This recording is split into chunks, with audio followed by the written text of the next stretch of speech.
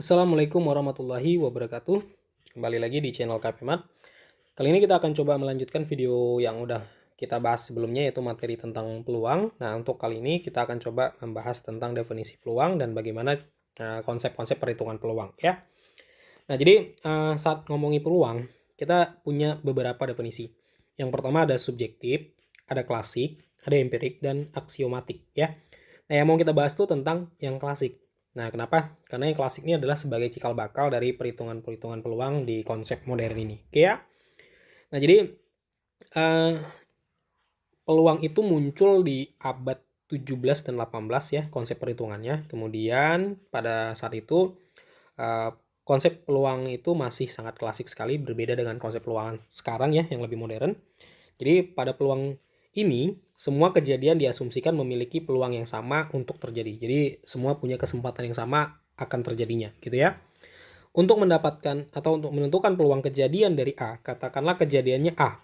Jadi kamu harus membandingkan antara banyak kejadian A dan banyak keluaran pada ruang sampel atau banyaknya ruang sampel, gitu ya. Nah, untuk rumus peluang sendiri seperti ini. Jadi peluang A atau peluang kejadian A, kalau nama kejadiannya A, jadi ini bisa disesuaikan NA per NS. Jadi NA ini sebagai kejadiannya, NS ini sebagai ruang sampelnya. Nah, jadi kita bisa singkat juga seperti ini. Peluang kejadian ya per sampel. Nah, jadi kalau kita mau ringkasnya K per S gitu ya. Jadi kakak biasanya sering menggunakan K per S untuk menyingkat penulisannya. Oke ya. Itu adalah konsep dasar peluang atau rumus peluang kita katakan. Nah, untuk nilai peluang itu sendiri itu berada di antara 0 sampai 1. Ya, 0 itu menyatakan ketidakmungkinan, 1 itu menyatakan kepastian gitu ya. Jadi saat kita ngomongin nilai peluang, nggak mungkin nilai peluang tuh negatif, nggak mungkin nilai itu nilainya juga nggak mungkin di atas 1, jadi nggak mungkin dia 2, 3, 4 dan seterusnya. Jadi nilai peluang tuh berada di antara 0 dan 1. Oke ya. Nah, itu dia untuk dasar dari definisi peluang klasik ya. Nah, sekarang kita ke contoh soalnya aja. Oke, sekarang kita masuk ke contohnya aja ya langsung. Nah, jadi di sini udah kakak siapkan 4 buah contoh untuk sebagai awal memahami konsep perhitungan peluang ya. Nah, tapi sebelumnya kak sarankan dulu melihat video yang ngebahas tentang ruang sampel. Kenapa? Karena sangat penting sekali ketika kita ngebahas peluang, kita udah paham bagaimana menentukan ruang sampel ya. Kenapa? Karena yang namanya peluang pasti tidak terlepas dengan ruang sampel. Oke, kita langsung aja bahas yang pertama nih. Nah, apabila sebuah dadu dilempar undi sekali, tentukan peluang muncul dadu 4. Nah, kita punya sampel satu buah dadu itu adalah 1, 2, 3, 4, 5, 6. Ya. Sehingga NS dari satu buah dadu itu adalah 6. Nah, katakanlah kejadian mata dadu 4 itu ya, dadu 4. Kita tulis ini dadu 4. Nama kejadiannya A. Nah, tentunya kejadiannya cuman angka 4 doang. Nah, sehingga NA-nya itu adalah 1. Jadi, peluang dari kejadian A yang kita tulis dengan PA, ya, karena kita namai kejadiannya A, itu NA per NS sesuai dengan rumus peluang tadi. Oke, jadi ini 1 per 6. Nah, itu dia jawabannya. Oke ya. Nah, itu untuk contoh yang pertama. Sekarang kita lihat yang kedua. Nah, dua buah koin dilempar bersamaan, tentukan peluang muncul keduanya angka. Nah, untuk dua buah koin, kita juga udah bahas bagaimana menentukan sampelnya. Jadi, sampel dua koin itu pakai diagram ya. Nah, jadi dia gini, ya. Angka, gambar, ini angka-angka, angka gambar, ini gambar, kemudian di sini angka gambar, ini gambar angka, gambar-gambar. Jadi NS-nya ada berapa? Ada 4 ya. Nah, yang ditanya apa? Tentukan peluang muncul keduanya angka. Keduanya angka, berarti harus kedua-duanya huruf A. Nah, berarti cuman ini. Nah, cuman satu ya. Nah, kalau kita kasih nama kejadiannya kejadian B. Nah, kejadian B-nya cuman AA. Nah, sehingga banyak kejadian B-nya tuh kita tulis NB sama dengan 1 ya, karena cuman satu doang. Nah, peluang dari B karena nama kejadiannya B, NB per NS. Nah, di mana NB-nya itu 1, nah NS-nya 4. Jadi peluangnya adalah 1 per 4. Oke. Nah, sekarang yang ketiga nih. Kita lihat yang ketiga. Suatu kantong terdiri dari 4 kelereng merah.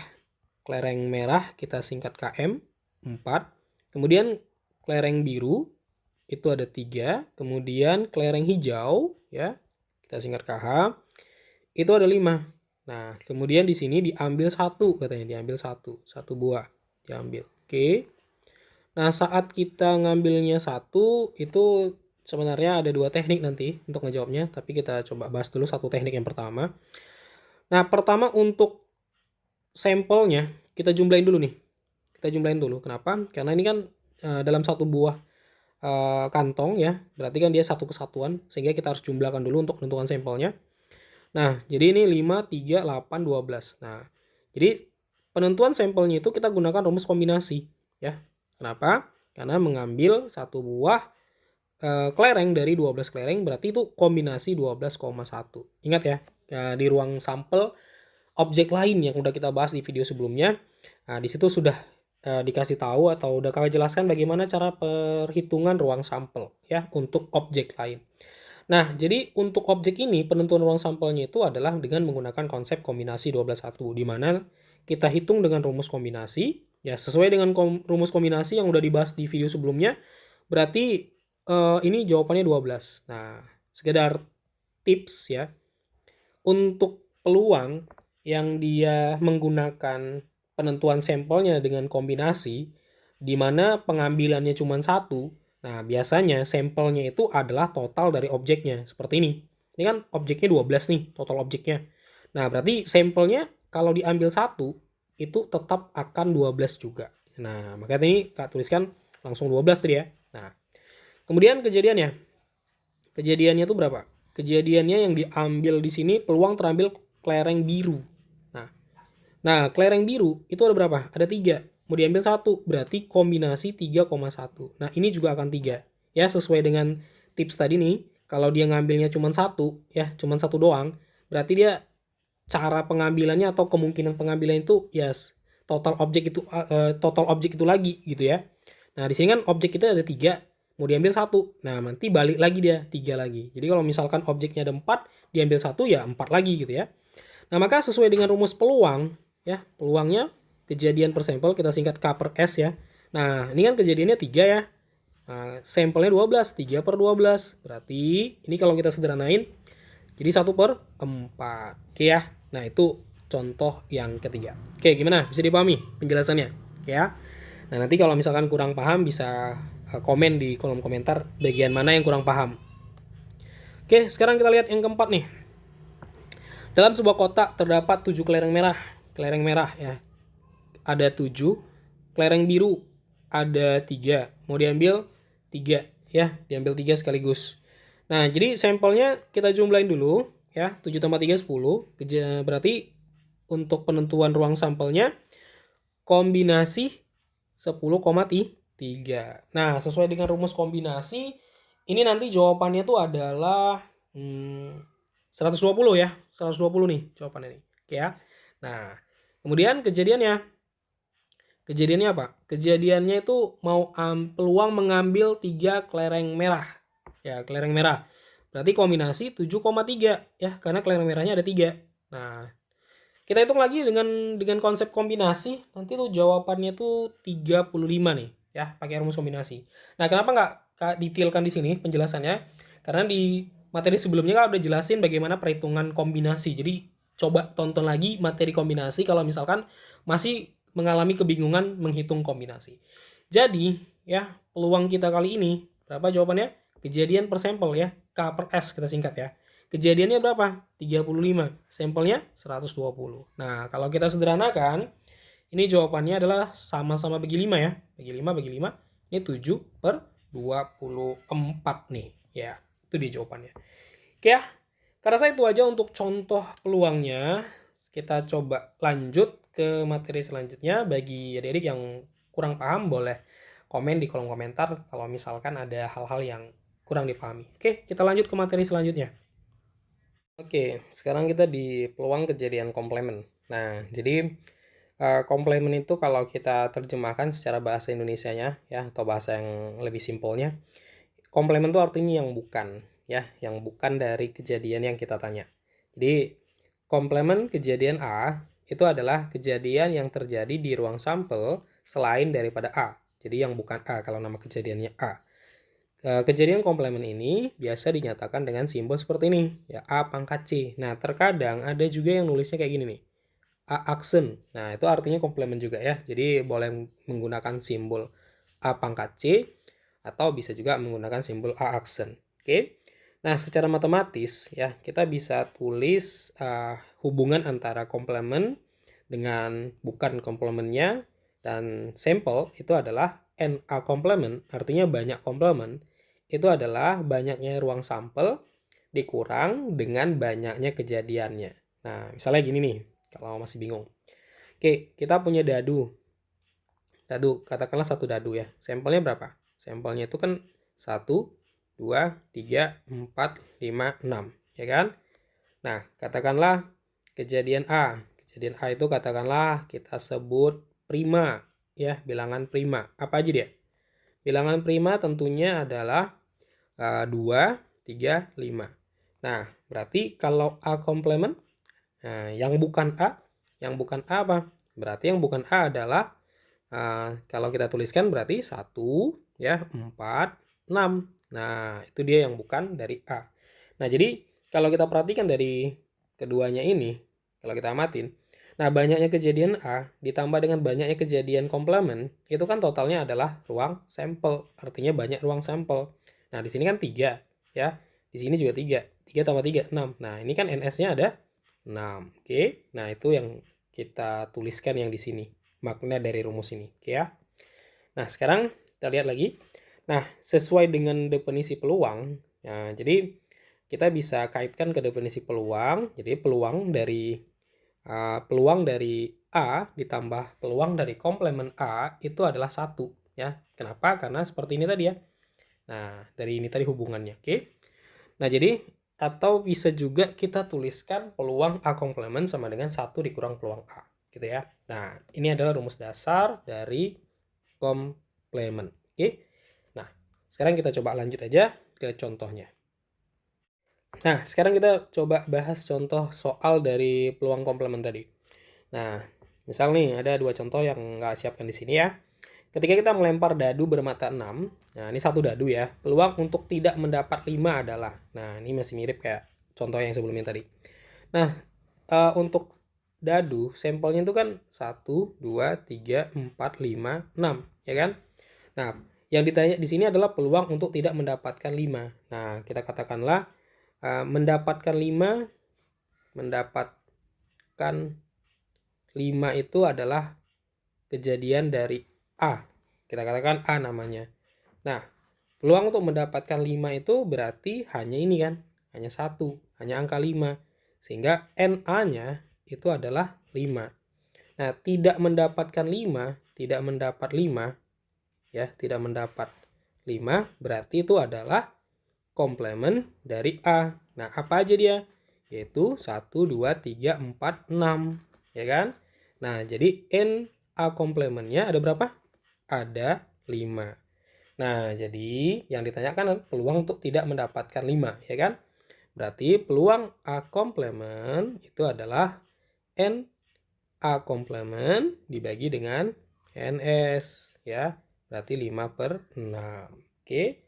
Nah, atau bisa juga kita buat kayak gini. Tadi kan peluang A ditambah peluang apa tadi? Peluang A komplement sama dengan 1 kan? Nah, peluang A-nya berapa? Nah, ini berarti NA per apa? NS, ya kan? Ditambah peluang A komplement sama dengan 1. Nah, NA per NS, NA-nya nih berarti 1 ya. Sorry, ini kok 5 ya? 1. Ya, berarti kan 1 ya. 1 per NS-nya 6. Tambah peluang A komplement sama dengan 1. Jadi peluang A komplement 1 dikurang 1/6. Nah, ini kalau kita kurangkan itu nilainya adalah 5/6. Oke, gimana? Bisa dipahami ya? Nah, sekarang kita lihat contoh yang kedua. Nah, pada contoh yang kedua, kita mengambil satu kartu secara acak dari 52 kartu permainan, kartu bridge lah. Ya. Peluang kita mendapatkan bukan raja. Nah, NS dari satu buah kartu itu adalah 52 ya. Nah, di ruang sampel kita udah bahas di video yang ngebahas tentang ruang sampel. Kita udah bahas tentang ruang sampel dari satu set kartu bridge atau kartu joker gitu ya. peluang kita mendapatkan bukan raja. Nah, jadi raja itu ada berapa? Kita katakan raja A, ya. Raja itu ada 4. Ya, apa aja nih? Ada raja dari kartu yang ini, ya kan? Sorry, gambarnya salah. Kartu berlian atau diamond. Ada raja dari kartu keriting seperti ini, ya kan? Ada raja dari kartu hati, ada raja dari kartu skop, ya seperti ini. Nah, ini yang merah, ini yang merah, ini yang hitam, ini yang hitam. Oke. Nah, jadi rajanya ada 4. Nah, yang ditanyakan peluang bukan mendapatkan raja. Nah, jadi NA dari raja itu 4. Nah, sesuai dengan rumus ini, nih, ya, rumus ini nih. Nah, peluang A ditambah peluang A komplement sama dengan 1, ya. Nah, ini NA per NS, ya, sama dengan tambah peluang A komplement sama dengan 1. Nah, NA-nya 4, NS-nya 52, ya, ditambah peluang A komplement sama dengan 1, peluang A komplement sama dengan 1 dikurang 4 per 52. Berarti peluang A komplement, nah ini 52 kali 1 dikurang 4, ya. Berarti 48 per 52. Oke. Nah, itu dia jawaban dari peluang kita mendapatkan bukan raja atau king adalah 48 per 52. Nah, sebenarnya kita juga bisa mencarinya dengan versi yang berbeda. Artinya tidak harus menggunakan rumus ini, ya. Nah, seperti ini tadi. Kita kan bisa langsung seperti ini atau seperti ini, ya. Jadi ada kebebasan untuk mencarinya selama konsepnya itu benar, gitu ya.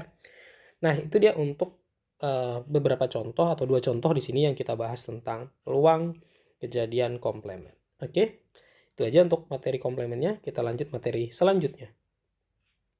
Oke, sekarang kita coba ngebahas tentang frekuensi harapan, ya. Nah, jadi frekuensi harapan itu dirumuskan seperti ini nih, yaitu frekuensi harapan sama dengan N dikali PA. Dimana N itu apa? N itu adalah banyak percobaannya, ya, berapa kali dilakukan percobaannya. Kemudian PA ini adalah peluang dari kejadian A. Jadi kalau misalkan nama kejadiannya kita labelin dengan A, jadi kita tulis ya PA. Kalau kita labelin dengan B, ya PB gitu ya. Nah, terkadang dia suka disingkat seperti ini.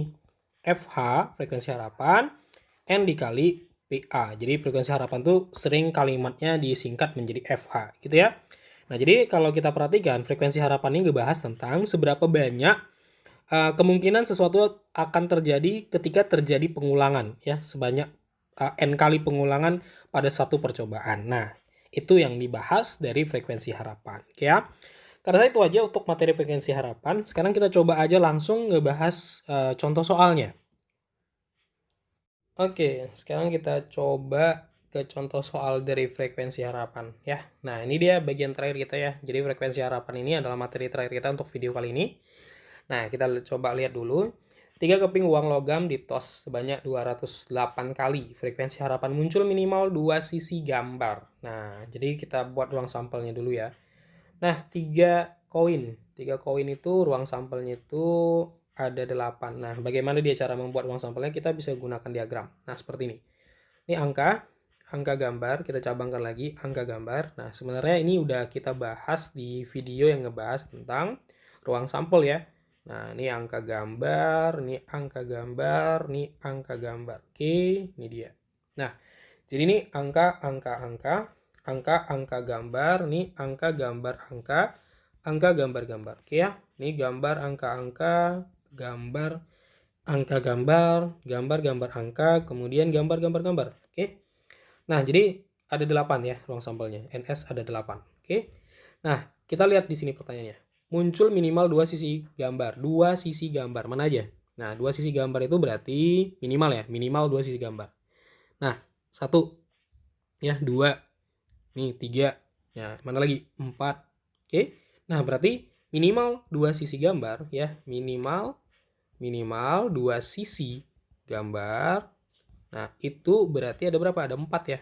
Nah, berarti kalau ini kita jadikan kejadian A ya, kejadian A. Kita sebutlah NA nama kejadiannya ya. Jadi banyaknya kejadian A itu adalah 4. Nah, jadi peluang dari A-nya berapa? NA per NS ya. Ingat ya, rumus kombinasi.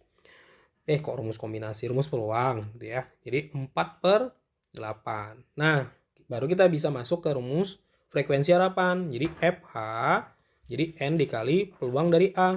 Nah, N-nya berapa? N-nya itu ada 208 kali, ya kan? Dikali dengan 4/8. Oke. Nah, jadi 4/8 ini kan kita bisa sederhanakan. Jadi 1/2 ya kan? 208 kali 1/2. Berarti ini kita coret aja. Hasilnya adalah 104 kali. Jadi frekuensi harapan muncul minimal 2 sisi gambar itu adalah 104 kali ketika kita melakukan percobaan atau pelemparan sebanyak 208 kali dari 3 koin tersebut. Oke ya. Nah, gimana? Bisa dipahami penjelasannya? Nah, aku rasa itu aja untuk materi kita kali ini. Jangan lupa like dan subscribe channel KP Matnya agar terus berkembang dan dapat ngebantu adik-adik sekalian dalam proses belajar ya. Oke, sampai jumpa di video berikutnya. Assalamualaikum warahmatullahi wabarakatuh.